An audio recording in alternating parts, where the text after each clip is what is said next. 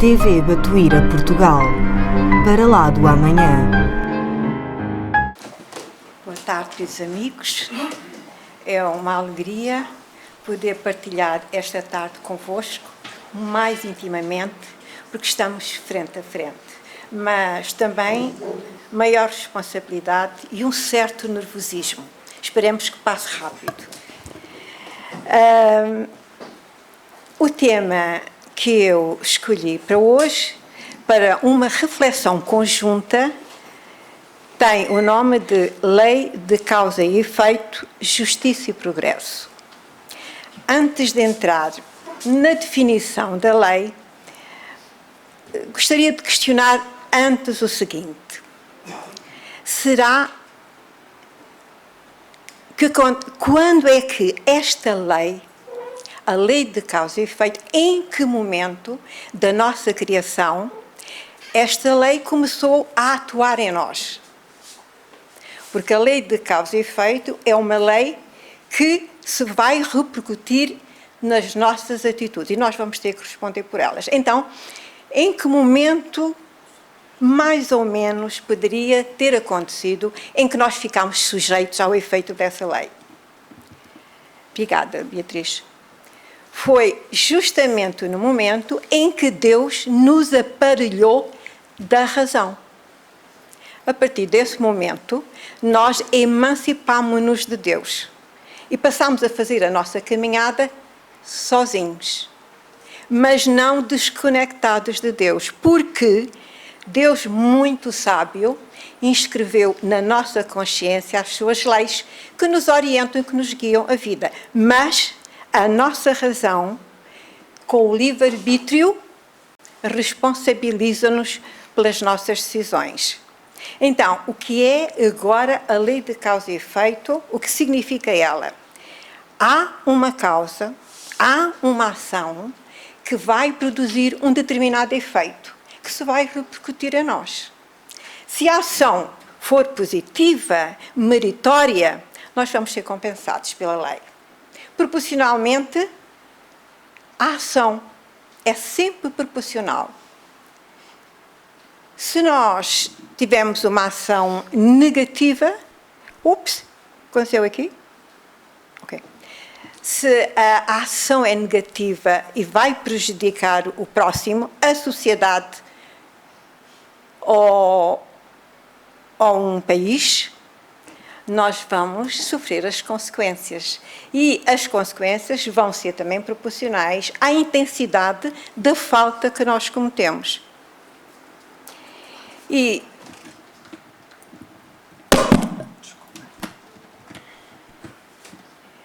é uma lei. Por isso é que desapareceu. Peço desculpa. Peço desculpa, são as...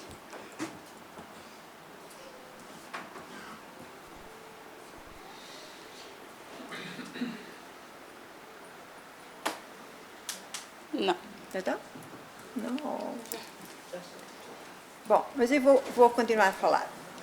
É uma lei de causa e efeito, de justiça e progresso. Por que é que ela é chamada de justiça? Porque a lei de Deus não concede privilégios a ninguém. A nós é retribuído na medida do nosso meritório, ou da nossa falta, não é? Quanto à lei de Deus. Portanto, ninguém vai ser privilegiado.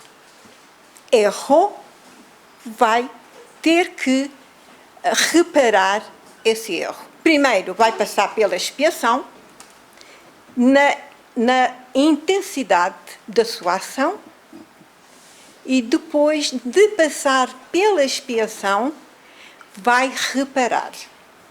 Isso poderá levar séculos. Isso depende de nós. Não é? Nós temos primeiro que nos arrepender, perceber que erramos, depois aceitar uma expiação, uma ou mais, porque dependendo da qualidade do erro cometido, vamos ver se é possível, no modo geral não é possível, uma expiação só para corrigir a falta que nós cometemos. essa falta pode até mesmo necessitar de várias reencarnações. E depois disso tudo vamos ter que reparar.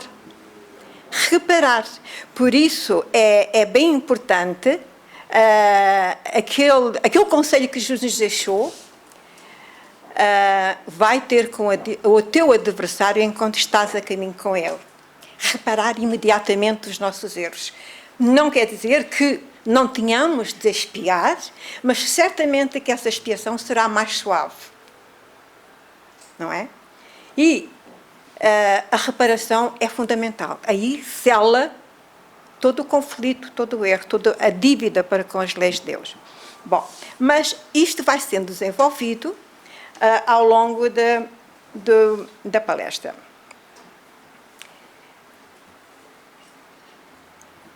Este tema encontra-se, quem quiser estudá-lo, encontra-se no Evangelho segundo o Espiritismo, no capítulo 5, o céu e o inferno, no capítulo 7, o porquê da vida, no capítulo 6, e o problema do ser, do destino e da dor, no capítulo 17 e 19, estes dois últimos, de Leon Denis. Todos estes livros são edição da Verdade e Luz. Podem adquiri-los aqui, se os não têm, convém que estudem. Os livros são muito acessíveis e não devem deixar de os adquirir. Este do Leon Denis, eu só queria dizer algo sobre o Leon Denis, que eu não conheço o nome. Leon Denis foi um contemporâneo de Allan Kardec, foi seu discípulo, foi apóstolo da doutrina espírita e foi o continuador de Allan Kardec. Foi um espírito, um eminente pensador e de uma amplitude espiritual imensa. Portanto, ele escreveu vários livros de uma iluminação extraordinária, que são obras que nós, se pudermos, vamos estudando e vamos penetrando sobre o entendimento da lei da doutrina espírita, porque é disso que fala Leon Denis nos seus livros também. Agora, cá está, não há efeito sem uma causa. Se há um efeito, alguém o produziu. É uma verdade incontestável. O bem e o mal, o justo e o injusto não se confundem. E aí está. É do que serve a razão, o nosso livre-arbítrio. Nós já sabemos distinguir o bem e o mal, o justo e o injusto. Portanto, temos que saber optar. Quando Deus nos dá a razão, nós temos que saber optar. Já sabemos distinguir o que é o bem e o mal. Portanto, não temos quaisquer desculpas. O amor do bem, o sentimento da justiça e do progresso são princípios que se encontram em graus diversos, tanto no ignorante quanto no homem de gênio, e são reflexos de uma grandiosa e pura luz que brilha em cada um de nós. Exato. O que Jesus, de facto, nos veio ensinar foi sobre o amor. O amor, e temos que amar o bem, temos que amar a paz, a harmonia. Tudo isto é o bem. Temos que sentir o amor pelo bem. O bem de todos, a harmonia de todos, o respeito por todos. Isso é o amor do bem. E o sentimento da justiça e do progresso são princípios que se encontram em graus diversos. Evidentemente, cada um tem o entendimento segundo segundo a sua idade, digamos, espiritual. Não é? Porque a diversidade está justamente na idade do espírito. A oportunidade que ele já teve de aprendizagem e de evolução.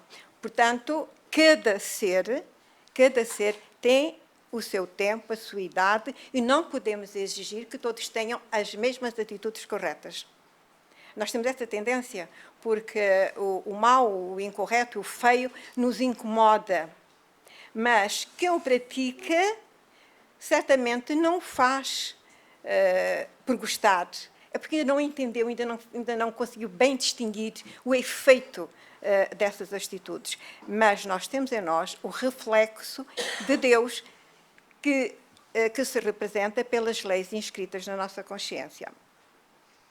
O sentimento da beleza moral está gravado em nós, cá está. A harmonia das leis divinas penetra em nós e inebria. Sentimos, amamos, possuímos a consciência, a vontade e a razão. Portanto, não nos falta aqui nada. Deus proveu ao essencial, aquilo que nós não podemos passar sem isso, para podermos trabalhar a nossa evolução. Sentimos, amamos, possuímos a consciência, a vontade e a razão. É tudo. Agora, com o nosso livre-arbítrio, vamos ter que saber agir, atuar com todos estes mecanismos que nos foram concedidos. Não fomos abandonados. Existe em nós um princípio inteligente e racional que nos leva a remontar à fonte de onde esse princípio emana, designada pelo nome de Deus. Portanto, nós estamos, de facto, todos ligados a Deus, consciente ou inconscientemente. Mesmo que digamos, eu não acredito em Deus, não deixa de o estar realmente, o diz inconscientemente, mas o está na realidade. Nós estamos todos ligados a Deus. Que nos leva a remontar à fonte de onde esse princípio emana. Todos nós sentimos Deus em nós. Estamos permanentemente conectados a eles através das suas leis. São elas que agem sobre nós, que nos punem, que nos orientem, que nos advertem. Deus é o centro para o qual convergem e onde terminam todas as potências do universo. Deus é tudo. Precisamos nós de entender isso. É das nossas relações com o grande arquiteto dos mundos que decorre a harmonia universal. Para entrever essa verdade, o homem deve estudar Deus na majestade das suas obras. Há aqui dois aspectos.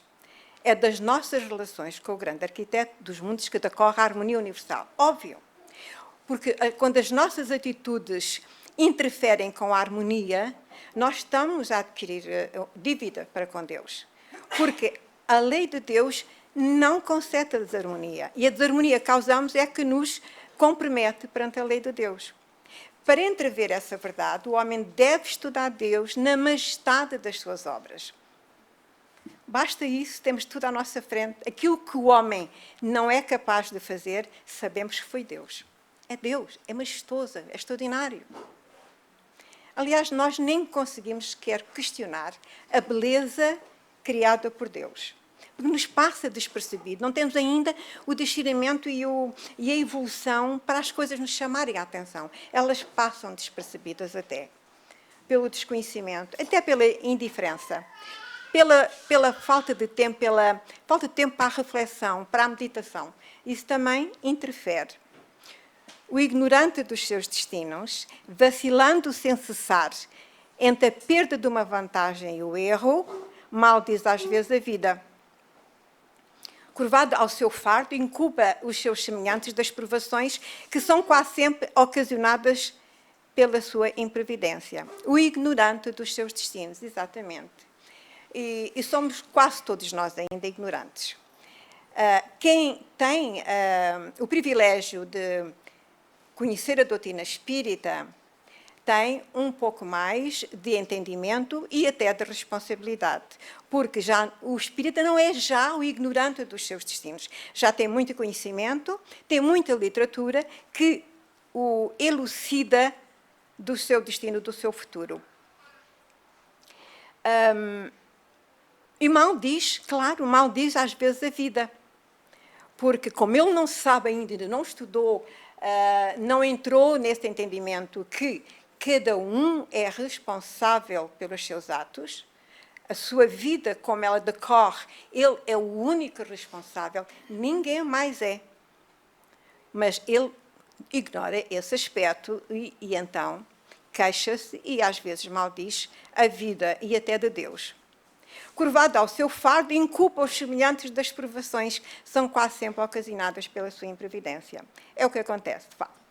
Revoltado contra Deus, e isso é o pior que pode acontecer a um ser humano, embora Deus lhes conceda condicionantes, porque se revolta contra Deus, não tem ainda bem a noção, ainda tem bem o entendimento do que é Deus. Portanto, revoltado contra Deus é quem acusa de injustiça Ele chega algumas vezes, na sua loucura e no seu desespero, a desertar do combate salutar, da única luta que pode fortificar a sua alma, esclarecer sem julgamento, prepará-lo para trabalhos de ordem mais elevada. Exato. De facto, é isso que acontece. A pessoa que não tem fé, que não tem um mínimo de discernimento sobre a vida, a tendência é desistir, desanimar e culpar outros das tragédias da sua vida. Desiste. E é o pior que podemos fazer, é desistirmos, porque perdemos tempo precioso nessa desistência. E mais tarde, mais além, noutras reencarnações, vamos ter que recomeçar no ponto em que abandonamos. Para perceber a lei suprema que rege as almas e os mundos, é necessário saber libertar-se das influências grosseiras, desligar-se das preocupações de ordem material, de todas as coisas passageiras e mutáveis que obscurecem o nosso espírito, em síntese, e espiritualizar-se. Aí está. Espiritualizar-se é, de facto, o grande cajado onde nós nos apoiamos. Porque espiritualizar a alma dá-nos um entendimento elevado da vida e de Deus. Portanto, para perceber a lei suprema que rege as almas e os mundos, é necessário saber libertar-se das influências grosseiras. Mas para isso tem de aprender. Porque dizer, isto deve fazê-lo, a pessoa tem de aprender. E, para aprender, tem que se quedar no estudo, na leitura, e dedicar-se com interesse, de facto. Porque, de outro modo, por si próprio, nós sozinhos não saímos do mesmo ponto em que nos encontramos. Alguém há de vir nos incentivar, nos falar de algo que nós ainda não conhecemos, e por isso o espírita tem também este trabalho importante. O conhecimento que nós adquirimos, devemos partilhá-lo com os que não sabem. Não podemos ficar com o conhecimento só para nós, porque seremos responsabilizados por isso. Portanto, quem vem aqui à Casa Espírita à palestra, se não aproveita os conhecimentos, os ensinamentos que lhe estão sendo passados, também vai ser responsabilizado, sim. Também vai ser responsabilizado porque não está a aproveitar. O vir aqui já é uma bênção. Vejam, é uma bênção vir aqui. Portanto, têm que fazer a vossa parte, só vir aqui não chega, têm que estudar, ler com interesse. Deixem penetrar nos seus interesses a leitura, o estudo. E a pouco vão descobrir lá mais à frente o quão maravilhoso é ter o conhecimento.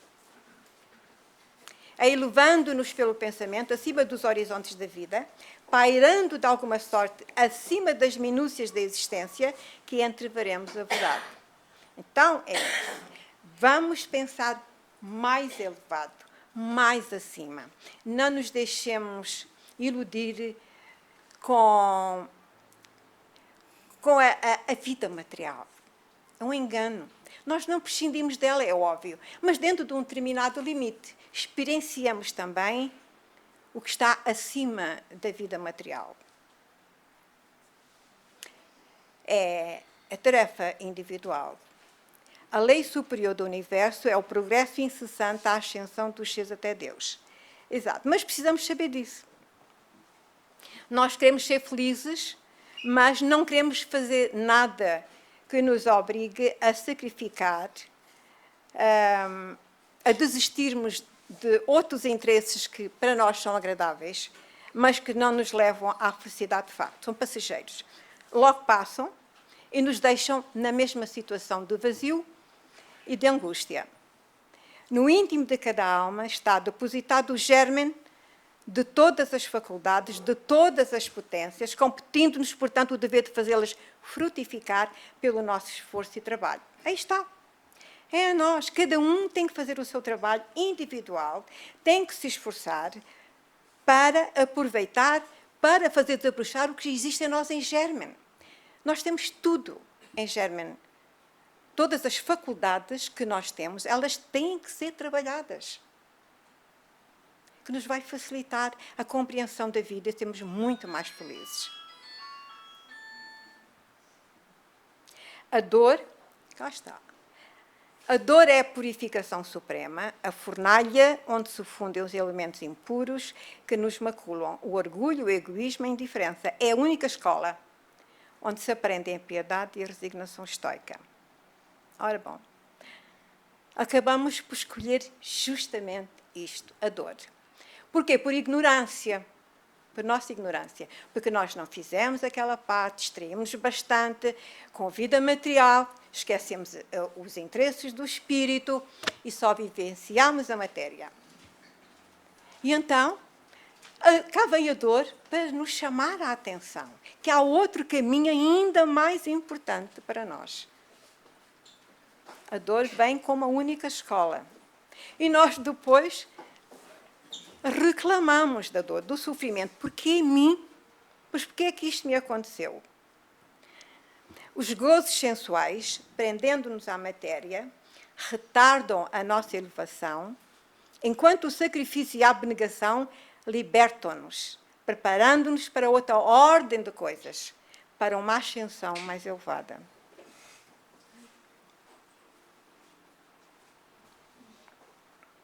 Então é aqui que muita gente cai e se ilude, vivenciando intensamente os gozos sensuais. Prendendo-nos à matéria, impedindo que o nosso espírito apreenda muito mais do que isso e aperceber-se de uma felicidade muito mais genuína do que esta, genuína e duradoura, eterna. Enquanto que a dos gozos materiais é momentânea e não perdura em nós.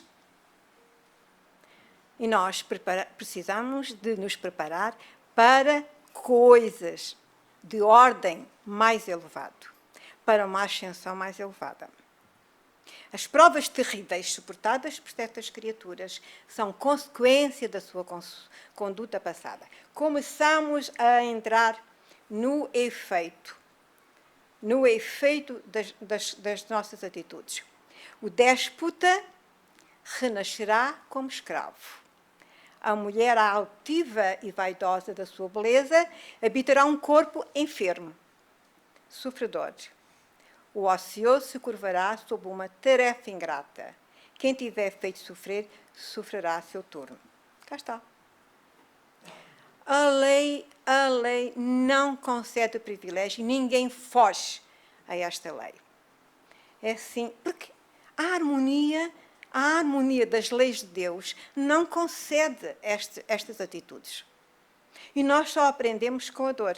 Quando nós passamos pelas mesmas atitudes que fizemos os outros passar, nós vamos perceber. É através da dor que nós entendemos. Só passando pelas mesmas situações. É a expiação. É a expiação. E às vezes a expiação, ela é muito dura, muito intensa. E nós não conseguimos, de facto, resolver esses problemas que contraímos, porque o que nós causamos nos outros foi muito duro, muito forte, muito intenso. E repercute em nós na mesma proporcionalidade.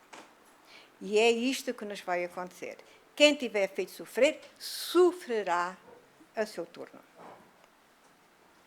É inútil imaginar o inferno em regiões desconhecidas e longínquas, porque ele está dentro de nós.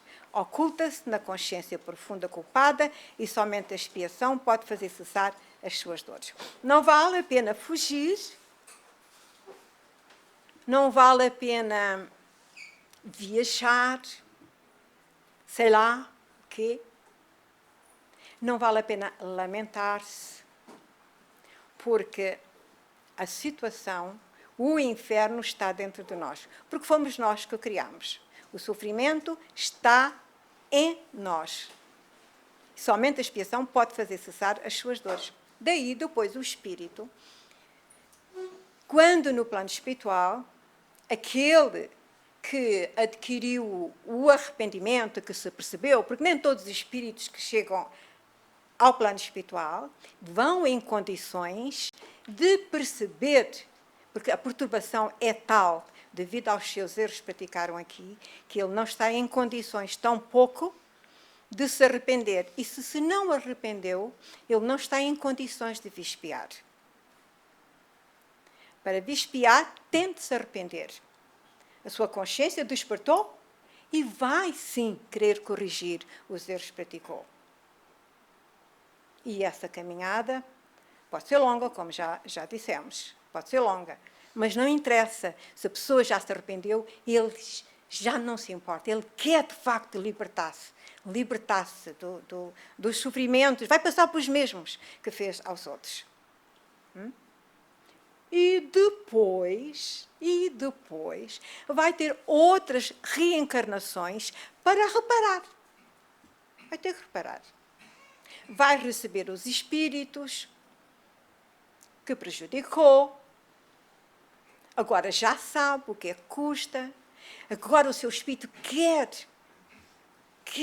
com urgência corrigir, só quer corrigir para se libertar definitivamente, porque a pessoa tem que voltar para aqueles que prejudicou. Não é só espiar, não. Nós pensamos, estou espiado, vou-me libertar. Leva mais tempo. Mas nós precisamos saber isto. Nós precisamos conhecer a lei é fundamental.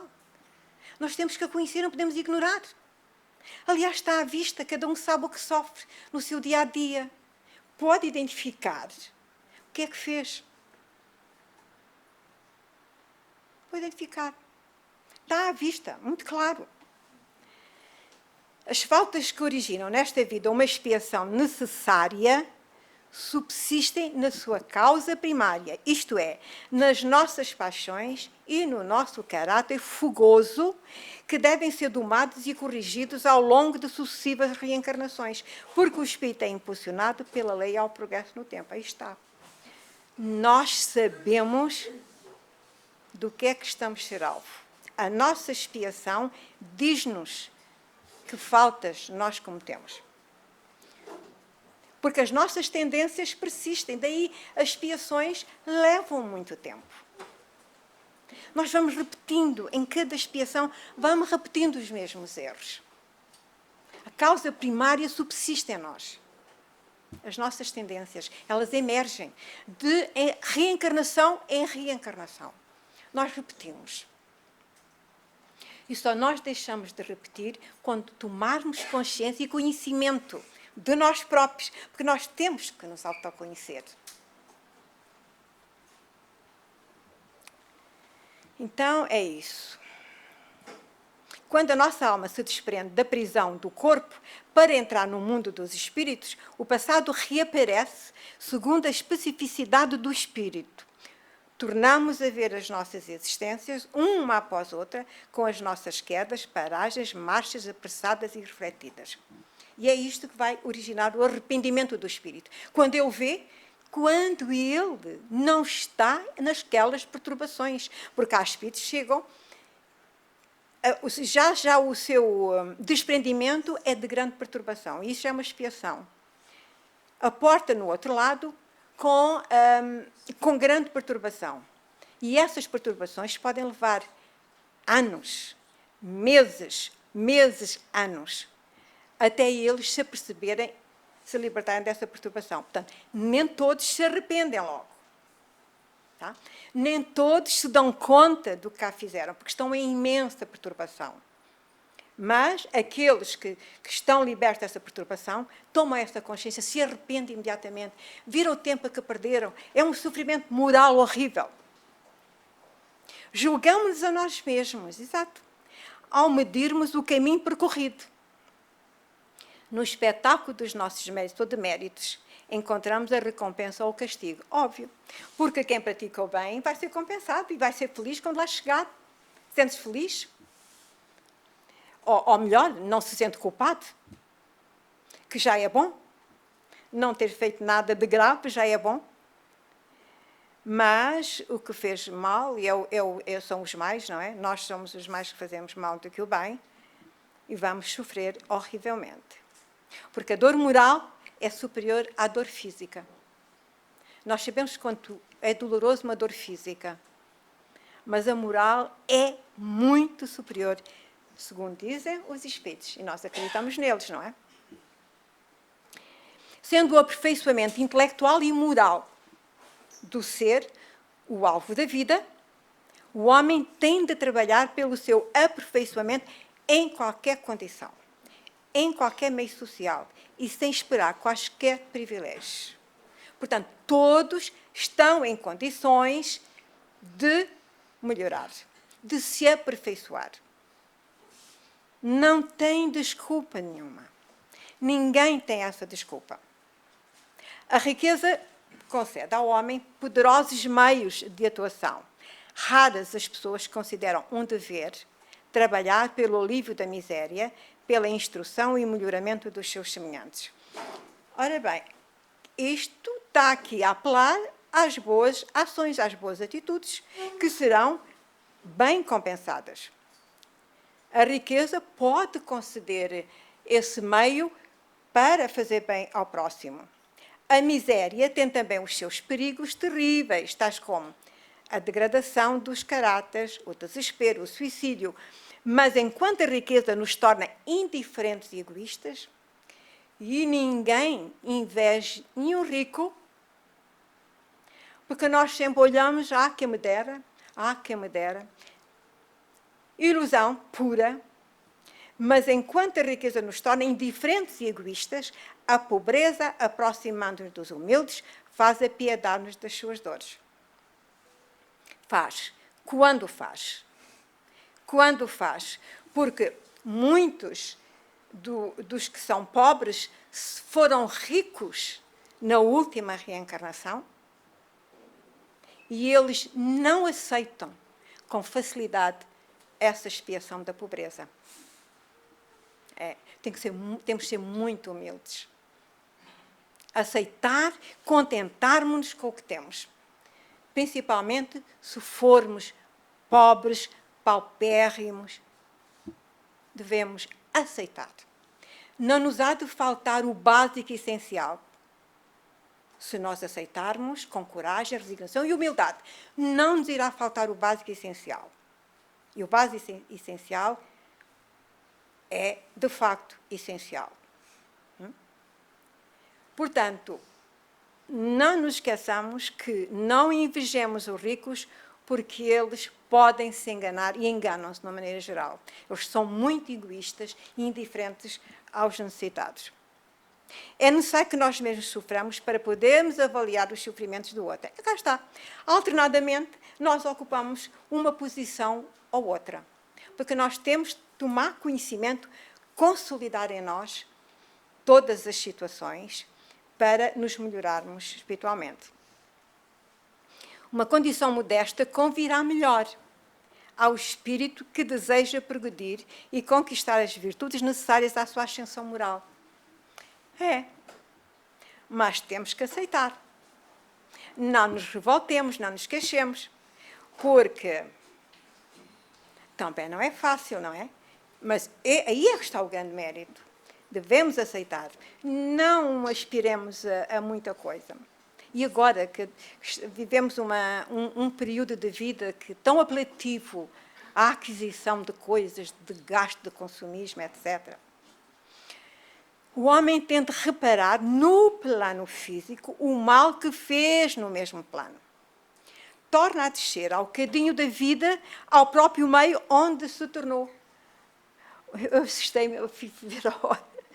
Onde torna a descer ao cadinho da vida, ao próprio meio onde se tornou culpado, para, junto daqueles que enganou, despejou, expoliou, sofrer as mesmas consequências do mesmo modo pelo qual procedeu com o seu semelhante. Então, é aqui que se adquirem, é aqui que se pagam. Cá se fazem, não é? Costuma-se dizer? Cá se faz, cá se paga. E desce, e vai passar justamente pela mesma situação. despejou, espoliou, fez sofrer. É por aí que ele vai. A lei divina executa-se por si mesma, sem intervenção alheia. Nós somos muito críticos, queremos julgar os outros, estamos sempre prontos a julgar os outros. Não nos preocupemos. Cuidemos de nós, porque a lei cuida disso. Deixemos-los. Podemos, sim, orar a favor deles, sim, senhor. Devemos orar. Mas não julguemos, porque nós nem temos condições para julgar, seja quem for. Estamos muito abaixo. Portanto, sem intervenção alheia, tanto para os indivíduos como para as coletividades. O que chamamos mal, ofensa, traição, homicídio, determina nos culpados um estado de alma que os entrega aos golpes da sorte, proporcionalmente à gravidade dos seus atos. Esta lei é imutável, uma lei de equilíbrio, estabelece a ordem no mundo moral. Todo o mal se resgata pela dor. O que o homem faz de acordo com a lei do bem, proporciona-lhe tranquilidade e contribui para a sua elevação. E que grande bem-estar quando a nossa consciência está tranquila. Alegrias, afeições, períodos de descanso e felicidade alternarão no rosário das vidas com as existências de luta, resgate e reparação. Vamos resgatar a dor, mas também temos a alternância de algumas alegrias, afeições, períodos de descanso para aliviar. Nem todos os que sofrem são forçosamente culpados pela sua expiação. Muitos são simplesmente espíritos ávidos de progresso, que escolheram vidas penosas e de labor para colherem um benefício moral que está intrinsecamente ligado a toda a pena sofrida. Verdade. Há espíritos que não necessitam jamais de sofrer, mas eles descem para ajudar, com os seus exemplos, outros espíritos a subirem. Eles vão beneficiar, absolutamente, com o benefício moral, com o benefício moral, por facto de estarem a ajudar outros espíritos. Eles vieram e vêm a sofrer, porque vêm para um meio hostil. Portanto, é muito meritório. E adquirem pontos. Todo o pensamento, toda a atitude produzem um efeito, que é sempre proporcional à intensidade da ação realizada. O ser colhe exatamente o que semeou. Exato, nós temos estado a falar só em ações, mas e o pensamento? A mesma coisa. Nós também nos endividamos com os nossos pensamentos, porque o nosso pensamento tem vida e ele vai para onde nós o dirigimos. Somos responsáveis pelo efeito que os nossos pensamentos vão originar nos outros. Absolutamente. Todo o pensamento, toda a atitude produzem um efeito, que é sempre proporcional à intensidade da ação realizada. O ser colhe exatamente o que semeou. Quando praticamos um ato generoso, uma obra de caridade, sentimos uma espécie de dilatação interior. Alguma coisa parece expandir-se a nós. Ajuda-nos a perceber as diferenças, não é? Uma chama acende-se e aviva-se nas profundezas do ser. Esta sensação não é ilusória. O espírito ilumina-se a cada pensamento altruísta, a cada impulso de solidariedade e de amor puro. Experimentemos, ensaiemos e confirmemos se não é verdade.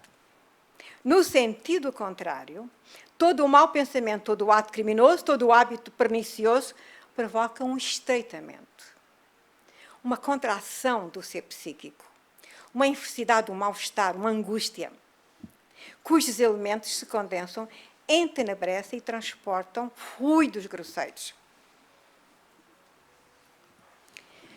Os atos violentos, a crueldade, o homicídio e o suicídio produzem no culpado um abalo prolongado, muita perturbação, que se repercute de renascimento em renascimento. E saber lá quantos e quantos.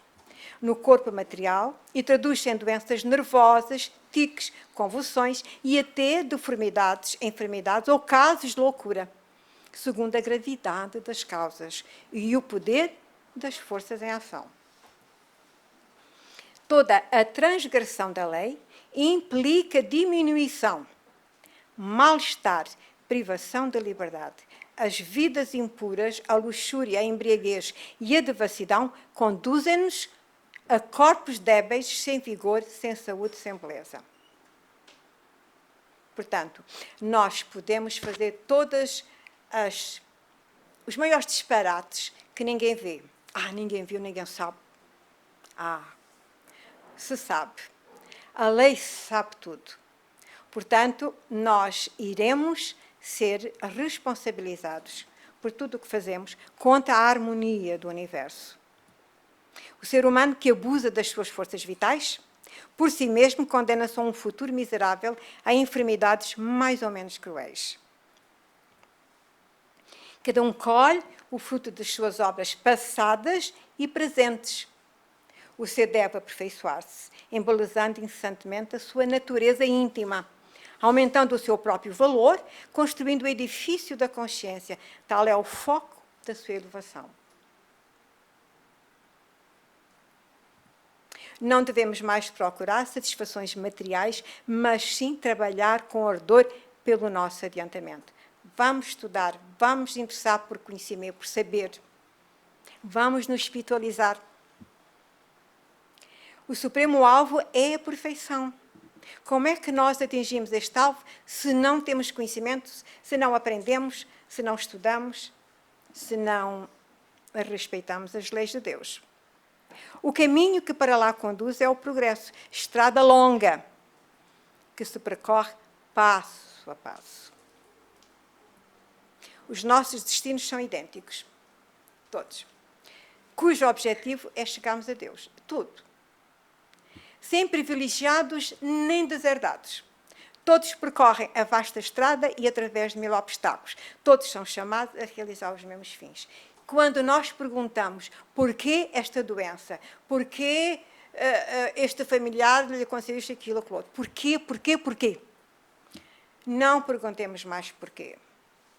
Existe um motivo intrínseco em nós.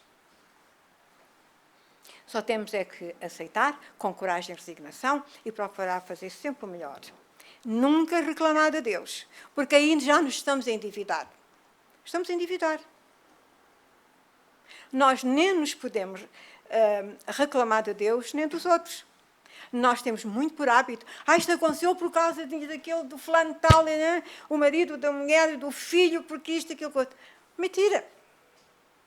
Não aconteceu por ninguém. Fomos nós que originámos a situação. A culpa é nossa. Não é o outro, somos nós. Tudo está em nós.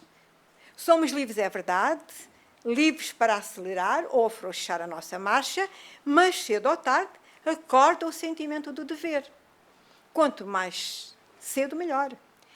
Vem a dor, sacudir-nos a apatia e forçosamente prosseguiremos a jornada. Sacudir-nos a apatia. Que é isso que está a acontecer connosco? Vemos uma apatia. Sentamos, vemos televisão, ai, que ótimo, vamos um filme, que maravilha, uma apatia. Tudo isso é ótimo, com certeza. O espírito necessita também. Mas desvia-nos do principal, do foco principal. Nós queremos é ficar tranquilos, sossegados, ninguém nos incomode. Pensar não, agora não, pensar não. Mas o que nós mais necessitamos é, de facto, pensar, refletir, ler, estudar. Não ficarmos passivos. Usando o livre-arbítrio, nem todos havemos caminhado com o mesmo passo. E isso explica a desigualdade intelectual e moral.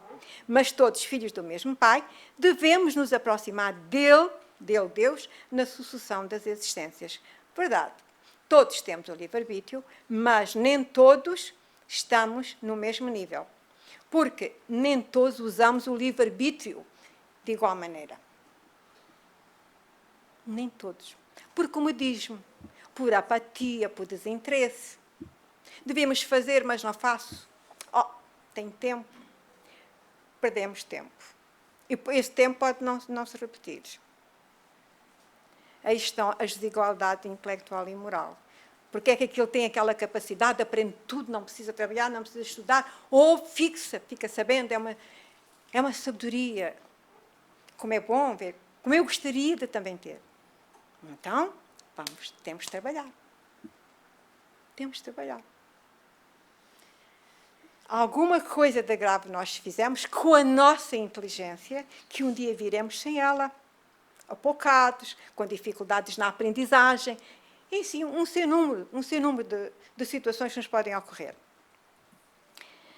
A dor física ou moral é um meio poderosíssimo de desenvolvimento e progresso. As provas auxiliam-nos a identificar e a dominar as nossas paixões e a amarmos realmente os outros. Eu não sei onde estou, se estou perto ou longe, mas estou a olhar a hora, temos que nos apressar. A fim de podermos combater e vencer o sofrimento, cumpre-nos estudar as causas que o produziram e, com o conhecimento dos seus efeitos e a submissão às leis, cabe-nos despertar em nós uma simpatia profunda para com aqueles que sofrem e sentimos atraídos para Deus. Agora, nós já sabemos, já ficamos com uma ideia de que os sofrimentos são causados por nós, que já os sabemos identificar, estudar as causas que estão em nós, as causas fomos nós, vamos já começar a observar-nos com um outro olhar. Despertar em nós uma simpatia profunda por aqueles que sofrem. Exato, e nós temos de nos dedicar à caridade. Temos que olhar para aqueles que sofrem, que isso também é importante. Não podemos, de maneira nenhuma, passar despercebidos aos que sofrem. Porque se nós viramos a cara para o lado, não nos interessa, não quer ver, já nos estamos a endividar. Já. Porque temos de ser solidários com os nossos irmãos. São iguais a nós. Se eles passam por necessidades, sofrem com isso, nós também iríamos sofrer se estivéssemos na situação deles. Portanto, nós temos responsabilidades. Concluímos que a dor é a purificação suprema. É. É a escola em que se aprende a paciência, a resignação. Dos sofrimentos, temos que sofrer com paciência e resignação. E a abnegação, a fraternidade, a caridade e todos os deveres austeros, os mais difíceis, que nós deixamos para depois, ou para nunca julgamos nós.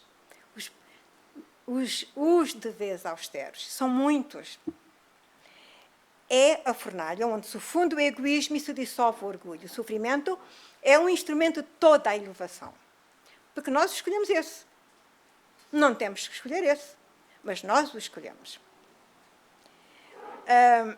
E de todo o progresso. É a lei atuante no ainda nosso mundo de provas e expiações.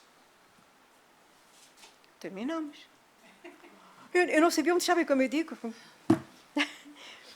Eu agradeço imenso a vossa paciência e atenção. Espero que, de algum modo, tenham beneficiado desta reflexão e que possam, de facto, levá-la convosco e dela se utilizarem. Que Jesus, nosso Senhor e Mestre, continue nos abençoando. Muita paz, uma boa tarde, continuem e não deixem de pensar nesta sugestão. Okay. Obrigada.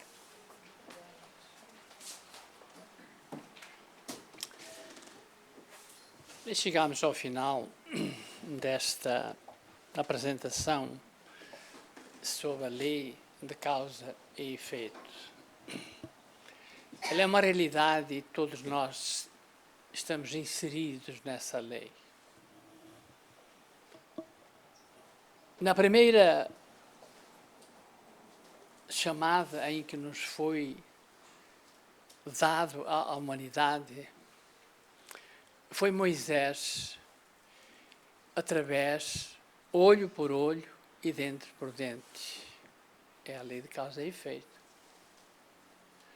Mas veio Cristo e alterou esse conceito através do perdão e do amor. Mas não foi bastante naquela época e ele prometeu que nos mandaria o Consolador prometido, que é a doutrina que nós estamos vivenciando neste instante,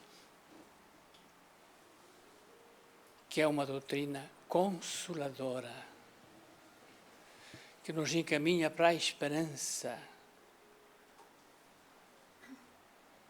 e que também nos trouxe, sem caridade não há libertação.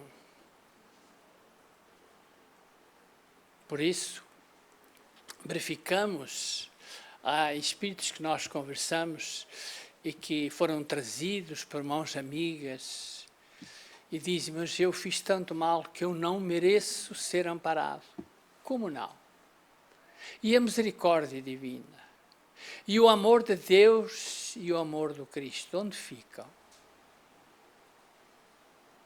Então, nós devemos seguir nesta doutrina que podemos remediar o mal fazendo o bem. E uma casa espírita é uma grande oficina de trabalho que nos encaminha em todos os setores para que o nosso esforço, o nosso trabalho, a nossa doação, a nossa aplicação, ela vá atenuando toda essa lei de causa e efeito que Moisés instituiu, olho por olho e dente por dente. Então é nesse conceito que nós devemos seguir. Todos nós somos devedores. Ele é um processo de evolução. Em reencarnações que já estivemos, já fizemos, porque vivemos épocas, situações, o mundo, as criaturas, para hoje chegarmos até aqui, integrados nesta doutrina que o Cristo veio trazer, para que nós, através dos processos que esta doutrina nos indica os caminhos, pudéssemos ir ressarcindo e que a lei não fosse tão severa. Porque não é. Porque Deus é amor. Falou muito bem em tudo aquilo que nós deveremos ficar atentos, aprender. Mas só o aprender não dá. Fé sem obras é morta. Há necessidade que nos fazemos algo de nós mesmos. A nossa doação. Para compensar. E temos aí um exemplo muito claro que é a mediunidade. Mediunidade versus sofrimento. Mediunidade versus sofrimento. Porque apesar de